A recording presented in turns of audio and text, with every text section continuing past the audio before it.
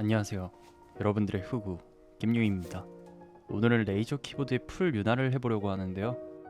레이저 키보드는 외관과 성능은 마음에 들지만 각 스위치마다 스테빌이 달려있고 그 철심 소리 크기는 상당히 큽니다. 바로 윤활을 시작해 볼 건데, 윤활을 하기 위해선 키보드의 키캡을 천천히 스위치가 고장나지 않게 하나씩 조심스럽게 빼줘야 합니다. 스위치를 다 빼고 나면 이렇게 생겼는데, 상판과 하판을 분리하기 위해선 먼저 나사를 풀어줘야 합니다. 나사는 잃어버리지 않게 가장 안전한 곳에 보관을 해주고,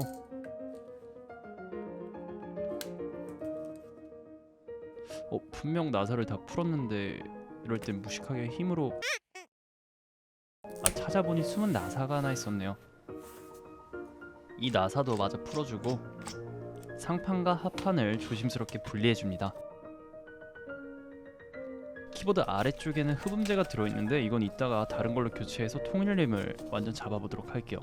이제 스위치를 하나씩 빼줄 건데, 레이저 키보드의 스위치는 납땜이 아닌 핫삽 같은 느낌으로 양옆을 밀어주면 이렇게 스위치가 하나씩 분리가 되는데요.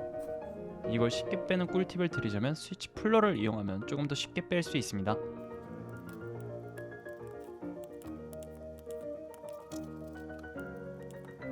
이렇게 스위치를 다 빼주고 난 뒤에 가장 먼저 할 건 스위치 윤활을 해줘야 합니다.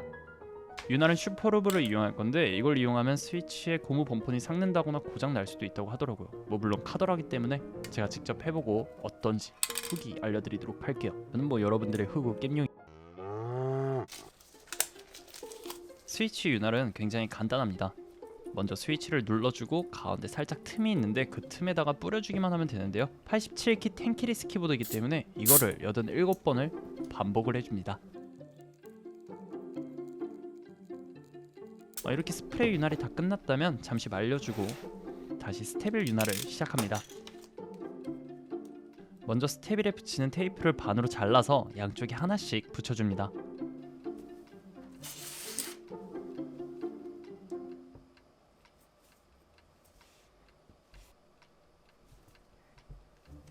이렇게 테이핑이 다 끝났다면 스테빌에 윤활제를 발라줍니다.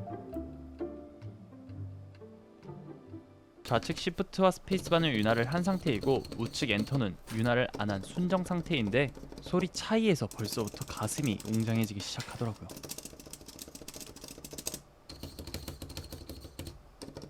소리 좋지 않나요?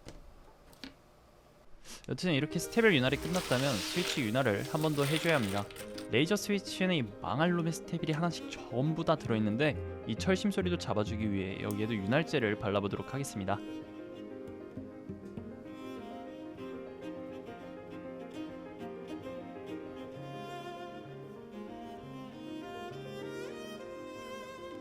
처음에는 위에만 바르고 테스트를 했는데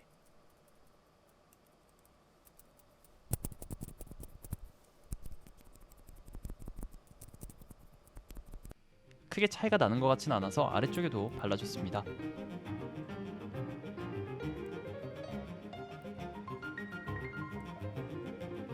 그리고 여기서 한 가지 꿀팁을 더 드리자면, 아래쪽에 먼저 바르고 스위치에 체결한 뒤에 위쪽을 발라주면 손에 안 묻고 작업이 가능합니다. 이것도 이런 식으로 87개의 키를 전부 윤활해 주도록 할게요.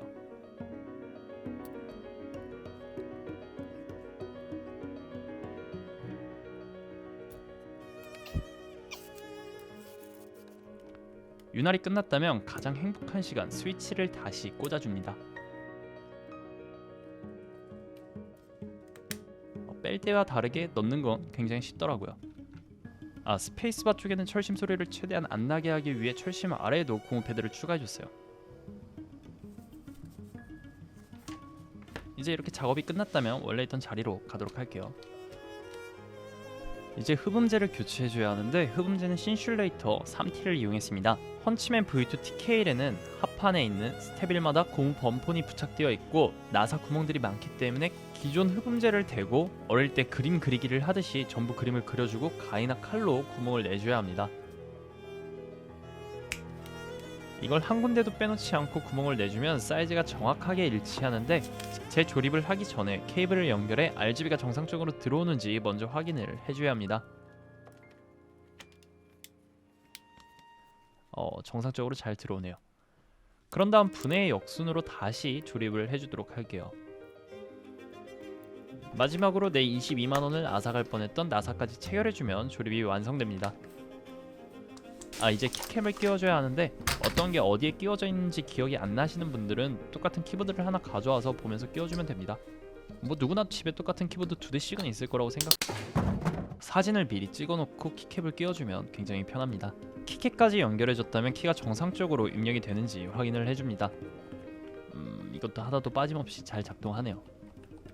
이제 대망의 타건 소리입니다. 헌치맨 V2TK의 순정 소리와 윤활된 소리에 어떤 차이가 있는지 들려드리면서 오늘 영상 마치도록 할게요.